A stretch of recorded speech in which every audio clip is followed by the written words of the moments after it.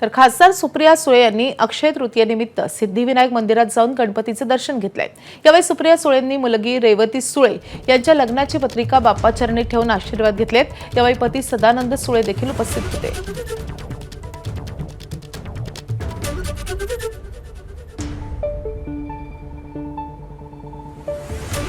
लवकरच सुप्रिया सुळेंच्या कन्या रेवती सुळे यांचा विवाह सोहळा पार पडणार आहे आणि त्याच निमित्तानं ही लग्न पत्रिका बाप्पा चरणी ठेवण्यासाठी अर्पण करण्यासाठी सुप्रिया सुळे सिद्धिविनायकाच्या चरणी नतमस्तक होण्यासाठी आलेल्या होत्या।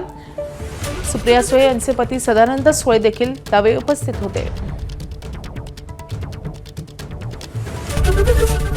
एबीपी माझा, उघडा डोळे बघा नीट।